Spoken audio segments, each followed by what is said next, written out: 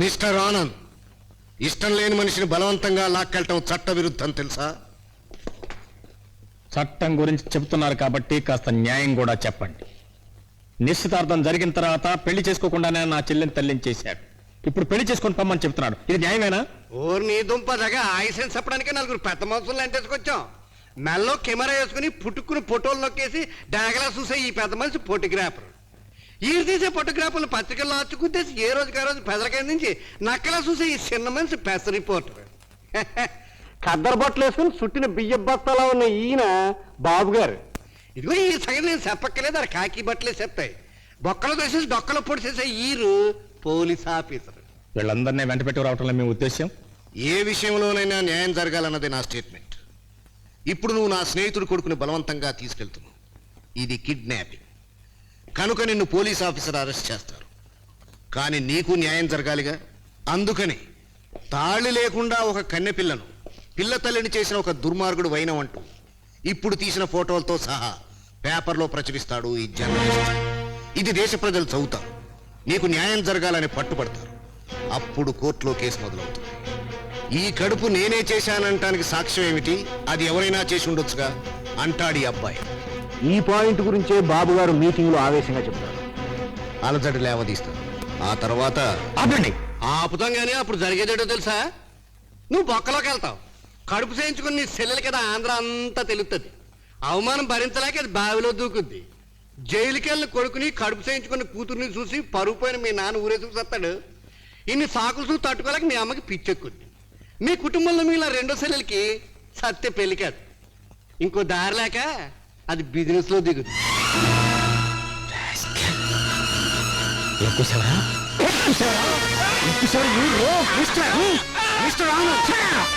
ఇలా ఆవేశపడితే అతను చెప్పినవన్నీ జరగడమే కాకుండా నీకు ఉరి శిక్ష పడుతుంది. ఆలోచించు. ఈ శేఖర్ నీ చెల్లెల్ని పెళ్లి చేసుకోవాలనుకుంటే నువ్వు నా కూతుర్ని మర్చిపోవాలి. దానికి శాశ్వతంగా నువ్వు దూరం అవ్వాలి. అట్ట నువ్వు సాటుగా పెళ్ళం మరొడితో తొంగడం చూసినట్టు చూడమాక. నువ్వు స్వపమ్మని మరిచిపోయి వదిలేసి వెళ్ళిపోవాలా. లేదంటే నెల తప్పిన నీ చెల్లెలి చరిత్ర లోకానికంతా తెలిసిపోతుంది. నువ్వు కటకటాల వెనక్కి వెళ్ళిపోతావు. నీ బాబు ఊరేసుకు చస్తాడు. నీ అమ్మకి మతిపోద్ది. నీ రెండో సరే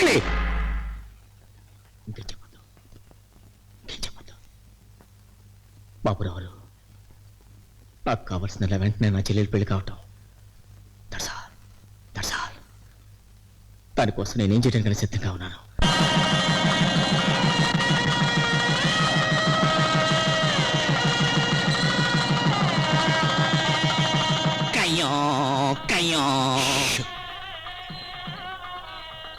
దండాలు బాబు గారు, మీరు చెప్పిన ఈ ఫైలు ఆ రంగారావు గారి బీరువాలోంచి తేవడానికి చచ్చాననుకోండి. ఊరికే సచ్చావేటి? 1000 రూపాయలు దొబ్బి సచ్చావు. ఆ ఫైలు కాదా, ఆడి సంతకం ఉన్న కాగితం తీసుకొచ్చావా? ఇదిగోనండి ఆ రంగారావు గారి సంతకం ఉన్న కాగితం. సర్లే నువ్వు వెళ్ళు. మరి వస్తానండి. బావగారు, ఇప్పుడు ఏం చేద్దామంటావు? ఏడు చేద్దామంటే ఆ రంగారావు నాకుడు సంతకం పెట్టకుండా వదిలేసిన ఈ దొంగ పైల మీద ఈ కేడీ నాకుడు చేత ఆడ సంతకం పెట్టించేద్దాం.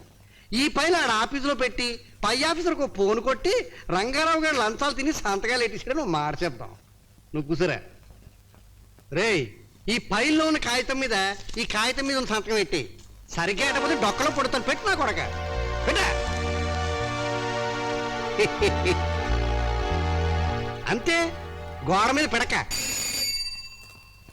హలో, ఎవరు? నేను ఎవడైతే నీకెందుకయ్యా, నీ బామర్దిని అనుకో. ఇంతకీ నేను చెప్పొచ్చేది ఏంటంటే ఆ సన్నాసిగాడు రంగారావు మంచోళ్ళ కనిపిస్తూ లంచాలు ఎట్టేసి కనిపించే ప్రతి పైల మీద సంతకాలు ఎట్టేస్తున్నాడు. ఓర్ నీ ఎంగిలి పీస్ బాస్ ఆపో. ఇలా పైలు చూసుకో, ఆ తర్వాత నువ్వు ఏడు చేస్తావు చేసుకో. ఎలా ఉంది బాగారు మన ప్యాన్? ఏమిటి సార్ ఇది? నన్ను సస్పెండ్ చేస్తున్నారా? ఎస్ మిస్టర్ రంగారావు, మీ మీద ఉన్న గౌరవంతో సస్పెండ్ చేసి వదులుతున్నాం. అదే ఇంకొకరైతే లంచం తీసుకున్నందుకు అరెస్ట్ చేసిన వాళ్ళు. నేను లంచం తీసుకున్నానా? నేను నమ్ముతున్నాను సార్. మీ సంతకం సాక్ష్యం ఉన్నప్పుడు నమ్మకుండా ఎలా ఉంటాం? నీతికి నిజాయితీకి మిమ్మల్ని ఆదర్శంగా తీసుకునే వాళ్ళం. అలాంటి మీరే డబ్బు కోసం వృత్తే నా దైవంగా నమ్మి నీతే నా ప్రాణంగా బ్రతికి నన్ను లంచం తీసుకున్న దోషి ఉంటారా? ఇన్నేళ్ల నా జీవిత కాలంలో పస్తులున్నా అప్పులున్నా తప్పుగా 1 రూపాయి అయినా ఎవరి దగ్గర తీసుకొని నన్ను లంచగొండినంటారా? ఇన్నేళ్ల నా సర్వీస్కి నా సేవకి ఈనాడు ప్రభుత్వం నాకు ఇచ్చిన బహుమానం ఇదా? ఏ మచ్చ నాకు రాకూడదనుకున్నాను, ఏ అపవాదం నా మీద పడకూడదనుకున్నాను, దాన్ని అన్యాయంగా నాకు అంటగట్టి ఇవాళ నలుగురిలోనూ నన్ను దోషం చేసి తల వంచుకున్నట్టు చేశారా? ఇది చాలా అన్యాయం, అక్రమం. I can't bear it.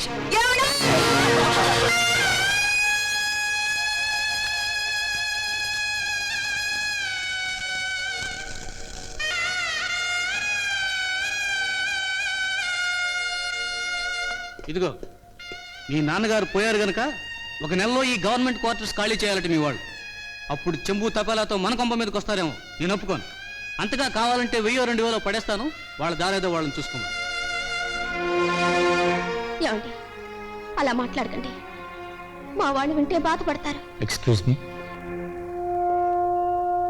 Sorry బాబు గారు, నాకెవరో ఏమీ చేయక్కర్లేదు. నేను కాస్త కూస్త చదువుకున్నవాడిని, నా తల్లిని చెల్లాయిని పోషించుకోగలను. నువ్వు మాకు చేయవలసిన సహాయం వల్ల మా చెల్లాయిని బాగా చూసుకోవటమే. వస్తా. ఏంటలా చూస్తావు? తొందరగా సర్దు, ట్రైన్కి టైం అవుతుంది. నాన్న ఈ పుట్టినరోజు ముందుగా మీరే దీవించాలి.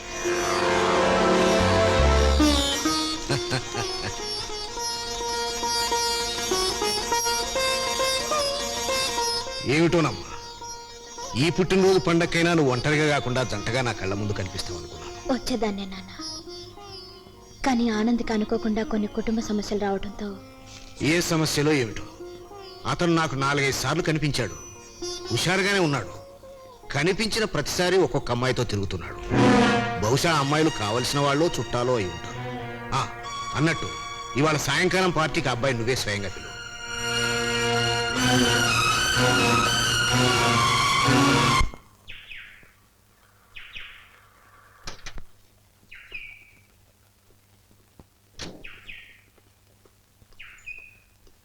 అరే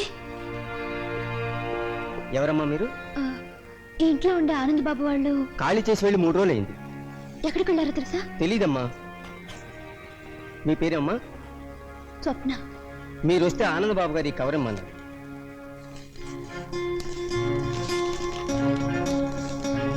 స్వప్న, మా అమ్మ మనశ్శాంతి కోసం నేను మా మామ కూతురు పెళ్లి చేసుకో తప్పడం లేదు.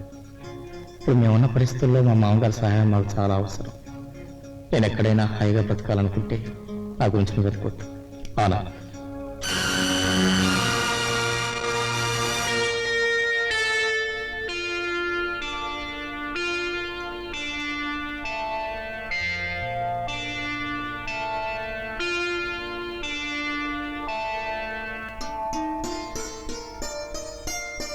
అమ్మా రాధా, ఎంతవరకు అయిందమ్మా నీ ముస్తాబు?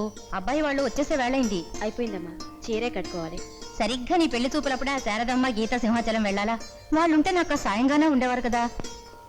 సీతమ్మ గారు నమస్కారం బాబు. నమస్కారం. రండి, రా బాబు. కూర్చోండి, కూర్చోండి అమ్మా. ఒక్క క్షణంలో అమ్మాయిని తీసుకొస్తాను. తొందరే లేదు సీతమ్మ గారు, నిదానంగానే తీసుకురండి. అవునరా అన్నయ్య, హఠాత్తుగా పెళ్లి చూపులు అన్నావు. అమ్మాయి ఎవరో ఏమిటో చెప్పకుండా నన్ను లాక్కొచ్చేసావు. కాసేపట్లో అబ్బాయితో పాటు నువ్వు చూస్తావుగా. చూస్తా చూస్తా. డ్రింక్స్.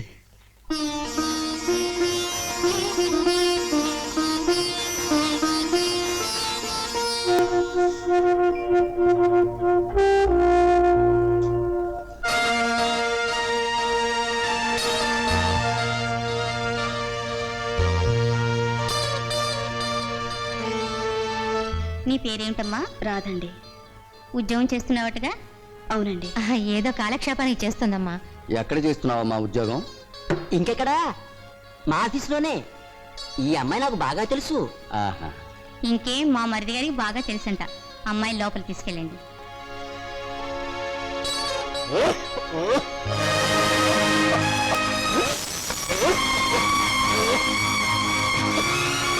నిజం రానయ్య, మా ఆఫీసులో అందరికీ తెలుసు ఆ విషయం.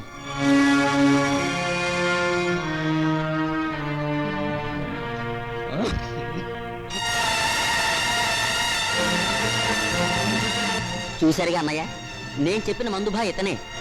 ఆ మందుగాడితో ఆవిడ చిందులేయటం మా ఆఫీసులోనే కాదు, ఆంధ్రదేశం మొత్తం తెలుసు. నా బిడ్డ గురించి అలాంటి లేనిపోయిన అబద్ధాలు వేయకండి బాబు, మీకు దండం పెడతాను. నువ్వు దండం పెట్టినా సరే, హారతి ఇచ్చినా సరే, నేను చెప్పేది మాత్రం నిజం. అంతెందుకు, ఒక పక్కన తనకి పెళ్లి చూపు జరుగుతుంటే అతని దగ్గరికి పరిగెత్తుకెళ్ళింది అంటే ఏమిటి అర్థం? పెళ్లి చూపులప్పుడే వాడి దగ్గరికి పరిగెత్తిన పిల్ల రేపు పెళ్ళయ్యాక మాత్రం వాడి దగ్గరికి వెళ్ళదని ఏమిటి గ్యారంటీ? పదరా అన్నయ్య. సుందరి గారు, మీ కాళ్ళు పట్టుకుంటాను. తండ్రి లేని పిల్ల మీరు ఇలానే పొంగేసి వెళ్ళిపోతే దానికి ఇంకా పెళ్లి కాదు. నిందపడ్డ ఆడది, బీటుపడ్డ అర్థం ఇంకెందుకు పనికిరావు. నా బిడ్డకి అన్యాయం చేయకండి బాబు, అన్యాయం చేయకండి. నీ కూతురు గురించి ఆలోచిస్తే నా కొడుకు జీవితం అన్యాయం అయిపోతుంది. నీకు నీ కూతురికి ఒక దండం. పదరా, పదండి. బాబు, సుందరి గారు, బాబు, సుందరి గారు, బాబు.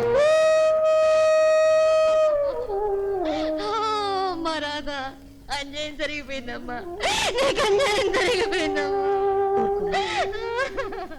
ఊరుకో. అన్న చెల్లెలు మాట్లాడుకుంటేనే అసభ్యంగా అనుకునే ఈ మనుషులు నా గురించి అలా అనుకోవటం ఆశ్చర్యం లేదు. కష్టంలో ఉన్న మనిషిని ఓదార్చిన, చిక్కులో ఉన్న మనిషికి సాయపడిన, తప్పుగాను పాపంగాను మాట్లాడుకునే మనసు లేని మనుషుల గురించి ఆలోచించడం అనవసరం, బాధపడటం అనవసరం.